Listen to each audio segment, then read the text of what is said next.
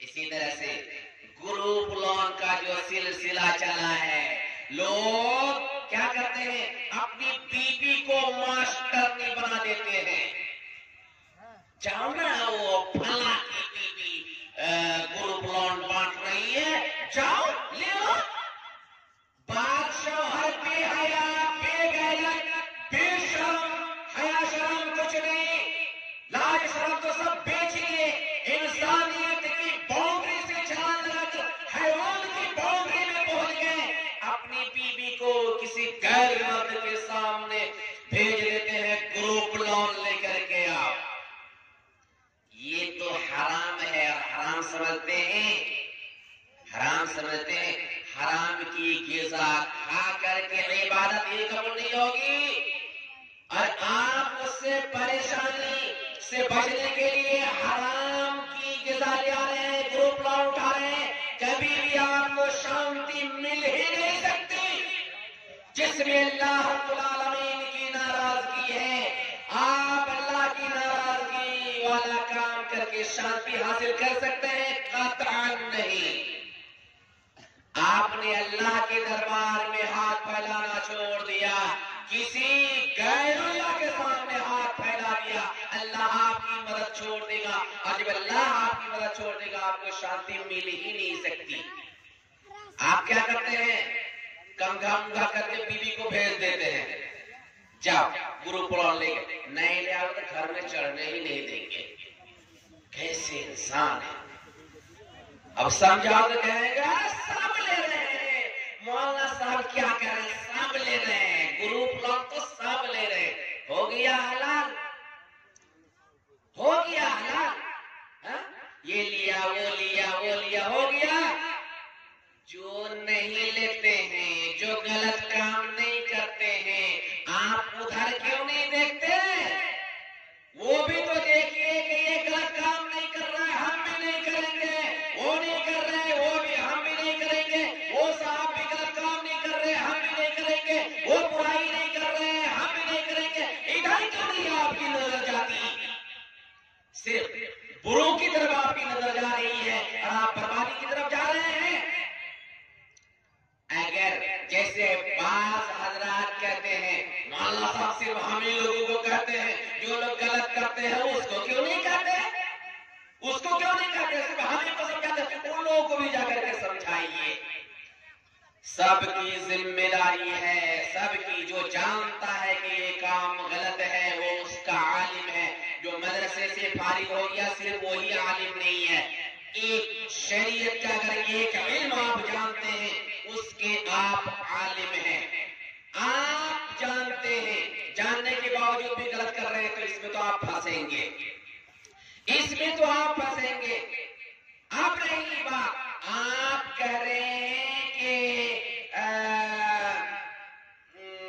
سب کر رہے ہیں. اگر اللہ تعالیٰ نے آپ کو پوچھ لیا قیامت کے دن، تم نے سب کی طرف کیوں دیکھا، ہماری طرف کیوں نہیں دیکھا؟ کیا میں نے تمہیں یہ کہا تھا کہ تم دنیا میں جاؤ، جس طرح لوگ کریں گے تم بھی کرنا؟ کیا میں نے یہ کہا تھا؟ اگر رب نے یہ پوچھ لیا کل قیامت کے دن، میرے بندے تم نے دوسروں کی طرف کیوں دیکھا، میرا فرمان کیا تھا اس پر تم نے غور کیوں نہیں کیا؟ میں نے تو نہیں کہا تھا کہ دنیا میں جاؤ جو لوگ کر رہے ہیں تم بھی کرتے رہنا، یہ تو میں نے نہیں کہا تھا، تم نے کیوں کیا؟ اس کا آپ کیا جواب دیں گے؟ اس کا کیا جواب دیں گے؟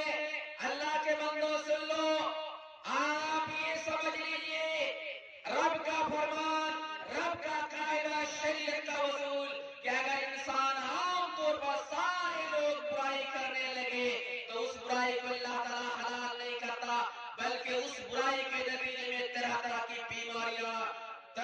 بیماریاں بھیج دیتا ہے قوم کے اندر، طرح طرح کی پریشانیاں بھیج دیتا ہے اور قوم کو پیس کر کے رکھ دیتا ہے.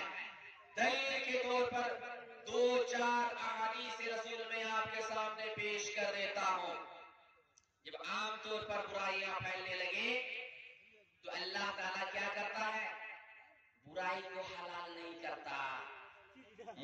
مصیبت میں مبتلا کر دیتا ہے قوم کو، بڑی سے بڑی بیماریاں بھیج دیتا ہے. جیسا کہ ابن ماجہ اٹھائی اور حدیث نمبر 4019 کو دیکھیے، سند کے اعتبار سے حدیث صحیح ہے. عبداللہ ابن عمر رضی اللہ عنہ حدیث کے راوی ہیں. اللہ کے نبی صلی اللہ علیہ وسلم نے فرمایا لم تظہر الفاحشۃ فی قوم قط حتى يعلنوا بها الا فشا فیہم الطاعون والاوجاع التي لم تكن مضت. اگر کسی قوم میں اعلانیہ طور پر عام طور پر برائیاں ہونے لگے، چاروں طرف برائیاں ہی برائیاں، قوم کے لوگ عام طور پر برائیاں کرنے لگے اور سب کے سامنے کھلم کھلا، اس قوم میں اللہ رب العالمین طاعون جیسی بیماری کو بھیج دیتا ہے. طاعون کس بیماری کو کہتے ہیں؟ یہ ایسی بیماری ہے جیسے بغل وغیرہ میں گلٹیاں نکلتی ہے، گلٹیاں بغل وغیرہ میں، شرمگاہ میں، اسی طرح سے بدن میں گلٹیاں نکلتی ہے اور درد والا بخار ہوتا ہے، کافی درد والا بخار ہوتا ہے.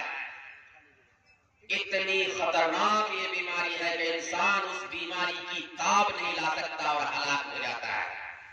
والاوجاع، اور ایسی بیماریاں بھی اللہ تعالیٰ بھیج دیتا ہے جو پہلے نہیں بھیجی گئی، یعنی نئی بیماریاں بھیج دیتا ہے. ابھی کورونا وائرس آیا تھا نا، ابھی کورونا وائرس آیا تھا نا، کتنے لوگ ہلاک و برباد ہوئے. اسی طرح سے ظالم بادشاہ کو بھی مسلط کر دیتا ہے اللہ رب العالمین.